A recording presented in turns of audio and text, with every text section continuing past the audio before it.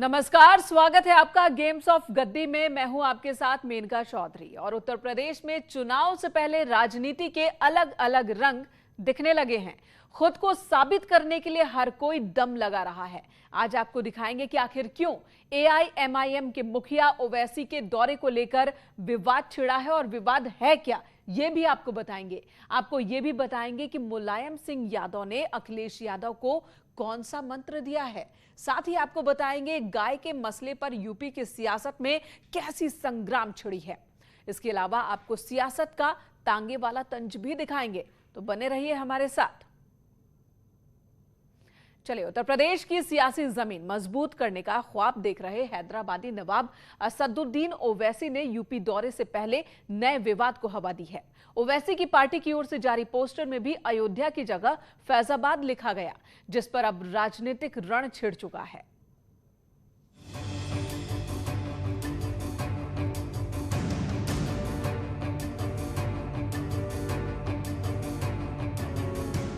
पहले पोस्टर में फैजाबाद लिखा, फिर ओवैसी ने अपना तर्क दिया।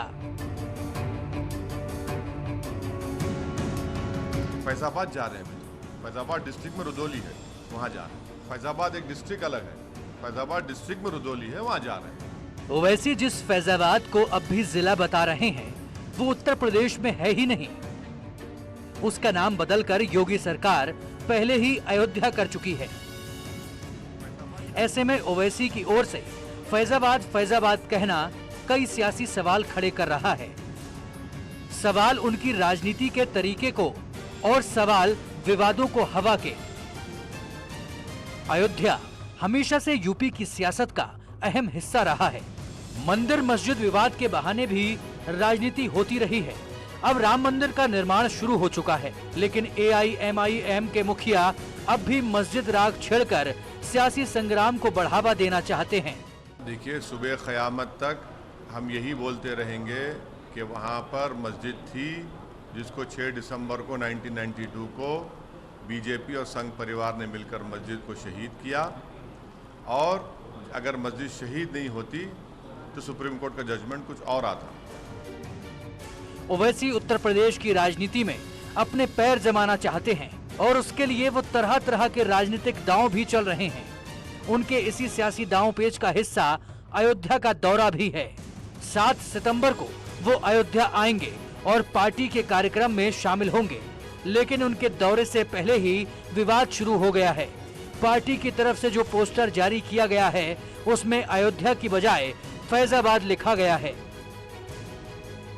इसे लेकर सियासत गर्म है और शायद ओवैसी खुद भी यही चाहते हैं, ताकि विवाद के सहारे ही सही कम से कम वो चर्चा में तो रहेंगे। 7 तारीख को फैजाबाद जा रहे हैं, रुदौली में, समझे ना।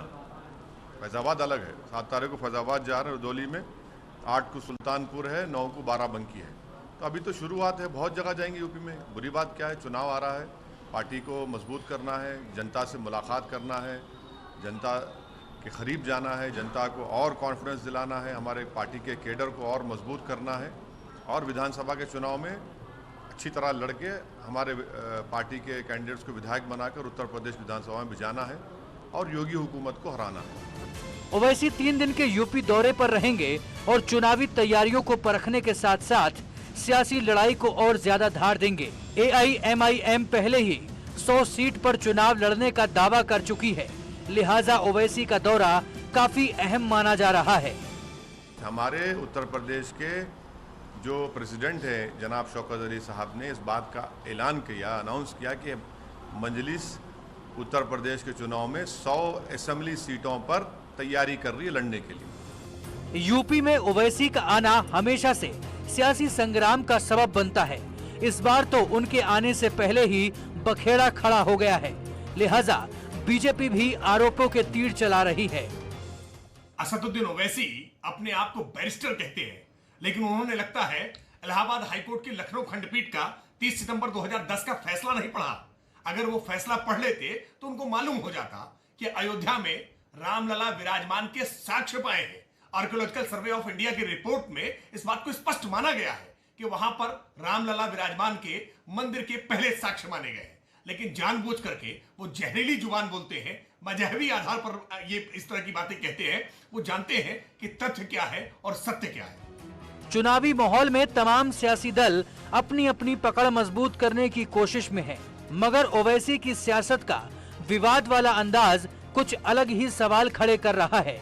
अब देखना होगा कि हैदराबादी नवाब की फैजाबादी सियासत कहां तक जाती है और उनका यूपी दौरा क्या क्या नए राजनीतिक रंग दिखाता है। Bureau report, news 18।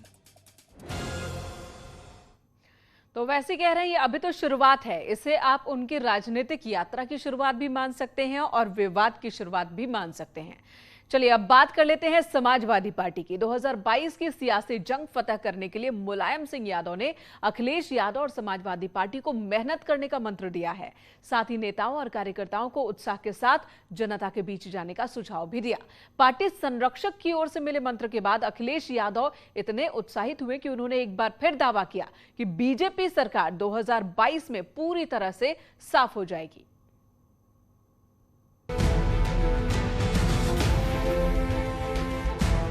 Samajwadi party 2022 में सत्ता वापसी का सपना साकार करने के लिए सियासी यात्राओं में बिजी है।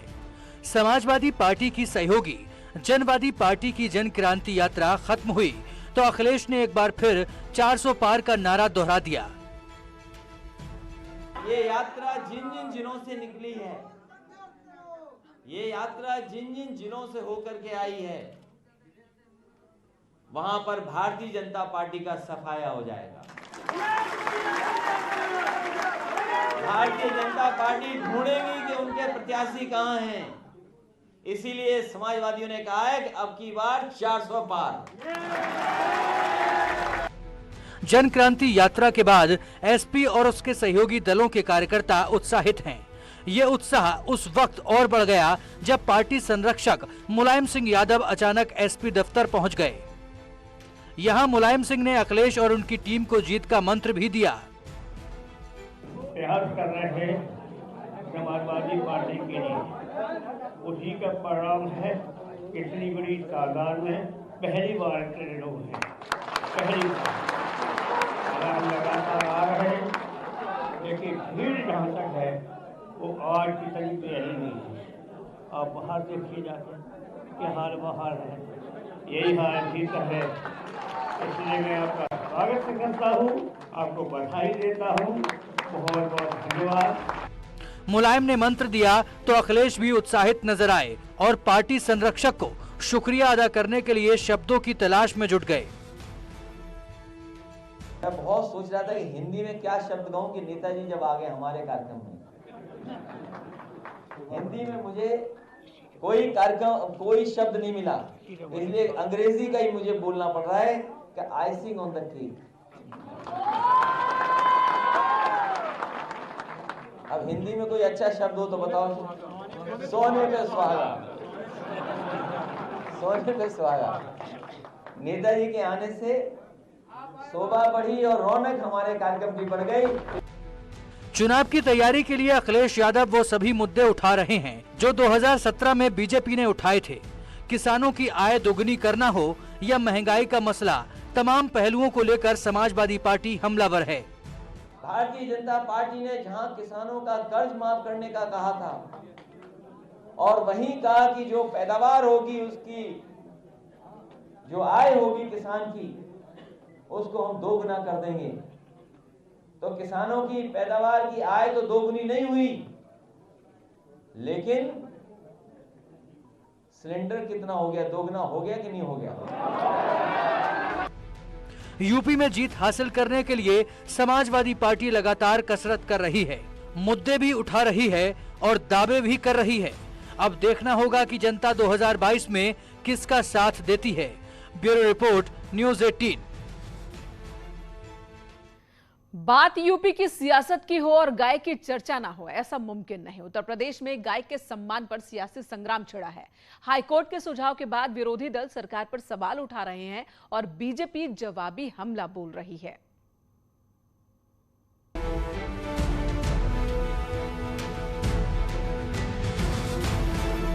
गाय को राष्ट्रीय पशु घोषित किए जाने के इलाहाबाद हाईकोर्ट के सुझाव के बाद से इस मुद्दे पर सियासत तेज हो गई है। बीजेपी ने हाईकोर्ट के फैसले का स्वागत किया है। कोर्ट ने जो कहा, कोर्ट हमारा एजेंडा तो नहीं हो सकता, हाई कोर्ट पे कोई टिप्पणी करे वो भारतीय जनता पार्टी की सरकारों का एजेंडा है, तो बहुत तौहीन की जा रही है। मगर समाजवादी पार्टी है, वो कुछ भी कर सकती है। वहीं कांग्रेस ने पूछा कि मोदी सरकार दूसरे राज्यों में गोकशी बैन क्यों नहीं करती। भारतीय जनता पार्टी को बताना चाहिए कि जिस तरीके से वो सांस्कृतिक एकता की बात करती है, गौ माता के संरक्षण की बात करती है, तो उनके कुछ राज्यों में गौवध क्यों जायज। उधर यूपी गौ सेवा आयोग के अध्यक्ष प्रोफेसर श्याम नंदन सिंह ने कहा कि गोरक्षा सरकार के साथ समाज का भी फर्ज है। योगी सरकार जी तो पिछले साल में ये कानून बनाया है और यहाँ तो पहले से ही कानून बना हुआ है कि अगर कोई गाय का वध करता हुआ पाया जाएगा तो। और गाय को राष्ट्रीय पशु का सम्मान दिलाए जाने के सुझाव के बीच बीएसपी ने बीजेपी सरकार पर हमला बोला। वहीं समाजवादी पार्टी की नेता अपर्णा यादव ने गाय को सिलेबस में शामिल करने की वकालत की है।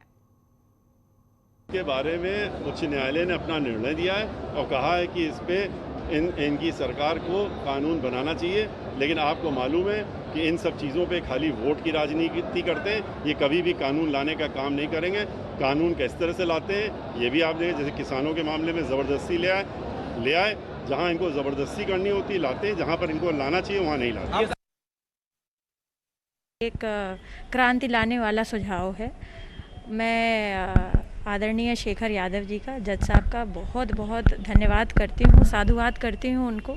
मैं तो गवर्नमेंट से अपील करूँगी कि बिल्कुल राष्ट्रीय पशु घोषित होने के साथ साथ गाय से जुड़े हुए जो पर्व हैं, जो मान्यताएं हैं, उनको जो है बच्चों के करिकुलम में भी डालें, जिससे पता तो चले कि हमारे देश में कितनी प्रजातियों की गाय हैं, सिर्फ देसी गाय और जो है। गेम्स ऑफ गद्दी में विपक्ष ने जितने चक्रव्यूह तैयार किए हैं उसमें कुछ और बहुत ही महत्वपूर्ण मुद्दे। महंगाई के मुद्दे पर सियासत तेज है। डीजल, पेट्रोल और रसोई गैस की बढ़ती कीमतों को मुद्दा बनाकर विपक्ष लगातार सरकार पर हमला बोल रहा है। और इस बीच एसपी प्रवक्ता अनुराग भदौरिया ने लखनऊ में तांगा चलाकर विरोध का अनोखा तरीका निकाला।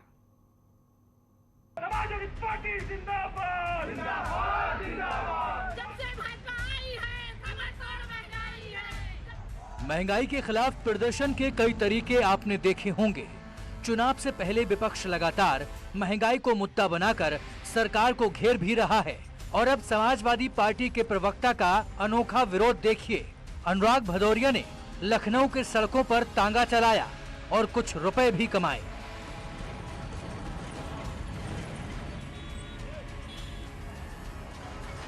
कि आज मैंने 4 घंटे तांगा चलाया और मुझे 600 रुपये की कमाई हुई। जिस तरह के उत्तर प्रदेश के अंदर में महंगाई, बेरोजगारी बढ़ी है, अब कुछ तो करना पड़ेगा क्योंकि सरकार सुनने को तैयार नहीं है। युवा बेरोजगार घूम रहा है, तो हमने कहा क्यों ना हम अपना तांगा चला के दिखाएं कि उत्तर प्रदेश के अंदर में तांगा हमने लखनऊ के इमामबाड़े से और छोटे इमामबाड़े और बड़े इमामबाड़े के बीच में हमने तांगा चलाया और हम घंटा घर तक भी गए।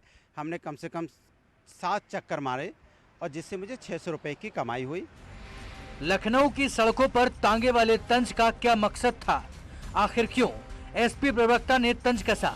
आखिर क्यों वो लोगों को तांगे की सवारी कराते रहे? इन तमाम सवालों का जवाब भी अनुराग भदौरिया ने खुद दिया।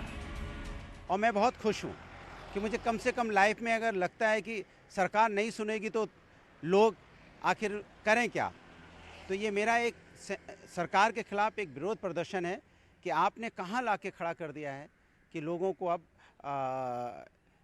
कुछ भी करना पड़ सकता है। देखिए जिस तरह की